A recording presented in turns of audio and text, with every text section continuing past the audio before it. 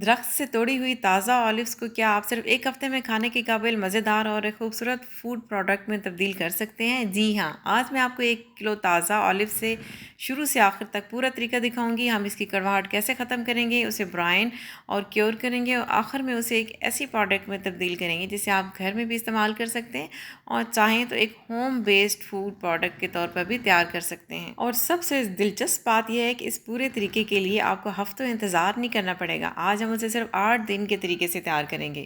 السلام علیکم، میں ہوں ہمنا علی۔ کیسے ہیں آپ سب؟ میں بالکل ٹھیک ہوں الحمدللہ۔ آپ دیکھ رہے ہیں میری all about olive series. Us series میں ہم آلیوز کو صرف ایک پھل کے طور پر نہیں بلکہ ایک ایسی قیمتی فوڈ پروڈکٹ کے طور پر دیکھیں گے جس سے آپ اپنے گھر کے لیے بھی بہت کچھ بنا سکتے ہیں اور چھوٹے پیمانے پر بزنس کے آئیڈیاز بھی نکال سکتے ہیں۔ آج کی اس ریسیپی میں آپ کو بتاؤں گی تازہ آلیوز کی کڑواہٹ کو لیموں اور سرکے کی مدد سے بہت کم وقت میں کیسے ختم کیا جا سکتا ہے۔ یہ طریقہ نہ صرف بہت آسان ہے بلکہ اس سے آلیوز کا ذائقہ بھی اتنا زبردست آتا ہے کہ جب میں نے اپنی پہلی ریسیپی بنائی تو مجھے خود اندازہ نہیں تھا کہ اس کا رزلٹ اتنا اچھا آئے گا، لیکن جب میں نے اسے اپنے گھر والوں اور دوسروں کو ٹیسٹ کروایا تو سب نے یہی کہا کہ ہمیں یہ آلیوز دوبارہ بنا کے دیں۔ تو آج میں آپ کے ساتھ یہی ریسیپی شیئر کرنے لگی ہوں۔ بس آپ نے اتنا کرنا ہے کہ چینل کو سبسکرائب کرنا ہے اور ویڈیو کو اینڈ تک دیکھنا ہے تاکہ آپ کو پوری ریسیپی ٹھیک طریقے سے سمجھ آ جائے اور آپ میری اس آل اباؤٹ آلیو سیریز کا حصہ بن سکیں۔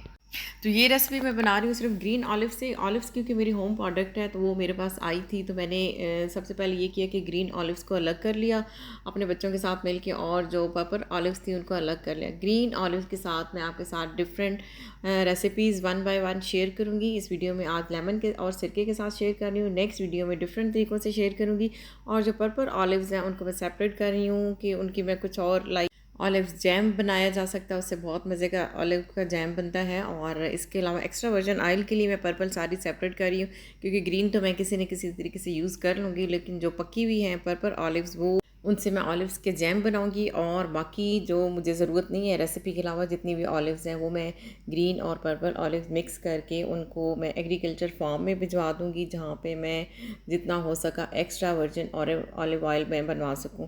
ہر سال میں بنواتی ہوں، تقریباً ہاف باٹل ہو تب بھی آپ کو کافی رہتی ہے پورا سال، لیکن کبھی 1 باٹل نکل آتی ہے، کبھی ہاف باٹل نکل آتی ہے۔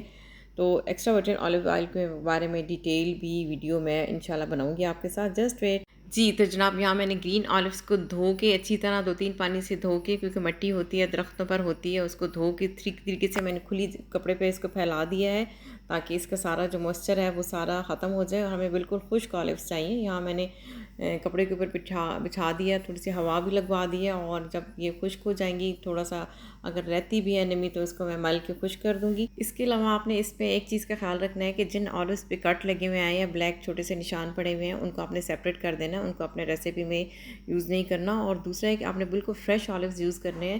میرے پاس سم ٹائم کچھ آلیوز آگے تھے کہ مجھے سیم ڈے ٹائم نہیں ملا، دوسرے دن ان پہ کالے نشان پڑ گئے تھے۔ تو آلیوز ایک ایسا پھل، اتنا نازک پھل ہے کہ یہ بالکل بھی لاپرواہی سیدھی سی بات ہے برداشت نہیں کرتا۔ ہم نے اس کو فوراً ٹھکانے لگانا ہے درخت سے اتارنے کے بعد یا درخت سے گرنے کے بعد۔ سب سے پہلے یہاں پہ میں برائن واٹر تیار کر لوں گی تاکہ یہ باقی ریسیپی کے کام پروسیس ہونے تک یہ ٹھنڈا بھی ہو جائے۔ 1 kg پانی میں نے لیا ہے، اس کے اندر میں نے تقریباً 4 کھانے کے چمچ نمک ڈال کے اس کو ہلکا سا گرم کیا ہے۔ بوائل بے شک نہ آپ کریں، بس تھوڑا تیز گرم کر کے نمک ڈال کے مکس کر لیں اور اسے وہیں پہ ٹھنڈا ہونے کے لیے رکھ دیں۔ میں نے لاسٹ ایئر بھی اپنے چینل پہ زیتون کو برائن کرنے کے لیے ویڈیوز ڈالی تھی، تو اس میں بہت زیادہ لوگوں نے جس نے کمنٹ کر کے پوچھا تھا کہ برائن واٹر کیا ہوتا ہے، کہاں سے ملتا ہے، تو ابھی میں ڈیٹیل سے بتا رہی ہوں۔ تو برائن واٹر آپ نے خود بنانا ہے، کہیں سے نہیں ملتا۔ سمپل ہے کہ آپ نے نیم گرم پانی میں نمک کو مکس کرنا ہے اور اس پانی کو ٹھنڈا کر کے آپ نے آلیوز میں ڈالنا ہے، اس کو برائن واٹر کہتے ہیں۔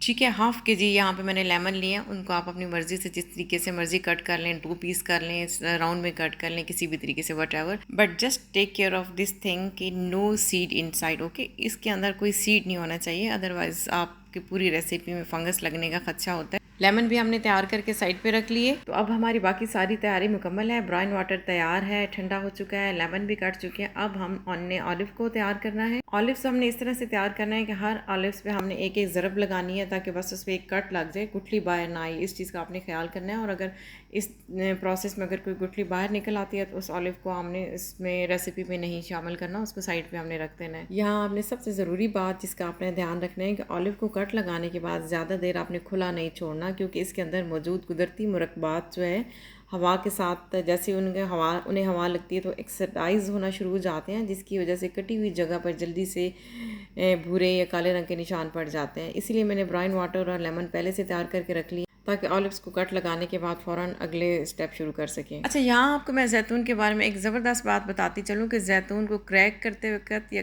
کٹ کرتے ہوئے اس میں سے جو قدرتی رس نکلتا ہے، اس کی وجہ سے ہاتھوں اور آس پاس کی چیزوں پر داغ دھبے پڑ سکتے ہیں، اس لیے گلوز پہننا بہتر ہے۔ یہ رس زیتون میں موجود قدرتی مرکبات اور پوری فینولز کی وجہ سے رنگ چینج کر سکتا ہے اور ہوا کے رابطے میں آ کر کٹی ہوئی جگہ کو تھوڑا بھورا اور بلیکش کر دیتا ہے۔ یہی قدرتی مرکبات زیتون کے ذائقے، ہلکی کڑواہٹ اور اولیو آئل کے رنگ اور ذائقے میں بھی اپنا اہم کردار ادا کرتے ہیں۔ بس یہ ہماری ریسیپی یہاں پہ آخری مرحلے میں انٹر ہو چکی ہے۔ تمام آلیوز کو میں نے ایئر ٹائٹ جار میں ڈال دیا ہے۔ جار کو میں نے دھو کے اس کو خشک کر لیا ہے، گیلا جار نہ ہو۔ اس میں سارے آلیوز میں نے ڈال دیے ہیں چمچ کی مدد سے۔ اب ہم اس کے ساری سائڈس پہ کوشش کریں کہ لیمن جہاں تک ہو سکتے ہیں ہم لیمن ڈال دیں، اور آپ سب سے اوپر بھی رکھ سکتے ہیں، لیکن یہ ہے کہ سائڈس پہ ڈالیں تاکہ لیمن کا رس جو ہے وہ اس میں ٹھیک اچھی طرح سے جذب ہو جائے۔ یہ واحد ریسیپی ہے جس میں کم سے کم ٹائم میں زیتون کو آپ کھانے کے قابل بنا سکتے ہیں۔ اس کو ایک طرح سے آپ آلیو پکل بھی سمجھ سکتے ہیں کہ اس کا ذائقہ بالکل اچاری آلیوز کی طرح بھی ہوتا ہے۔ کوشش کریں گے کہ جتنے زیادہ ہم اس کے اوپر سائڈس پہ لیمن ڈال سکتے ہیں ڈال دیں، یا پورا اس کو اوپر سے لیمن کے ساتھ کور کر دیں۔ اب ہم نے اس میں ڈالنا ہے جو برائن واٹر ہم نے ٹھنڈا کر کے رکھا ہوا تھا، ہاف برائن واٹر ہم نے اس میں وہ ڈالنا ہے۔ سوری، مجھے برائن واٹر ڈالنے کا سین سکپ ہو گیا، میں وہ سین شوٹ نہیں کر سکی۔ ہاف میں نے برائن واٹر اس میں ڈال دیا ہے، اور ابھی میں وائٹ وینیگر ڈالوں گی آپ کو دکھانے کے لیے۔ تھوڑا سا برائن واٹر اوپر اور میں ڈالوں گی، لیکن یہ ہے کہ اس میں زیادہ جو کوانٹٹی ہوگی وہ برائن واٹر کی ہوگی، کم یعنی کہ کم کوانٹٹی ہوگی وہ وائٹ وینیگر کی ہوگی، ٹھیک ہے۔ اوپر لیمن کے پتے ہیں یا اورنج کے درخت کے پتے، یا ایون موسٹ پریفریبلی لیمن کے پتے آپ اس کے اوپر سپرنکل کر دیں۔ اس سے یہ ہوگا کہ فنگس لگنے کا خدشہ جو ہے وہ کم ہو جائے گا۔ ادروائز جب میں نے فرسٹ ٹائم بنایا تھا اس کے اوپر اچھی خاصی فنگس آ گئی تھی۔ And now the final step, extra virgin olive oil اس کو میں اوپر سے سپرنکل کر دوں گی۔ یہ ہماری ریمیڈی کو فنگس سے پروٹیکٹ کرے گا۔ بس اب اس کو ہم نے ایئر ٹائٹ کر کے اس کو ہم نے ٹھنڈی اور تھوڑی ڈارک پلیس پہ 1 ہفتے کے لیے رکھ دینا ہے۔ 1 ہفتے بعد ہماری ریمیڈی بالکل تیار ہے۔ آلیوز کی یہ ریسیپی آپ کو کیسی لگی پلیز کمنٹ سیکشن میں کمنٹ کر کے ضرور بتائیے گا۔ ملتے ہیں اگلی ویڈیو میں نئے ٹاپک کے ساتھ، تب تک فی امان اللہ۔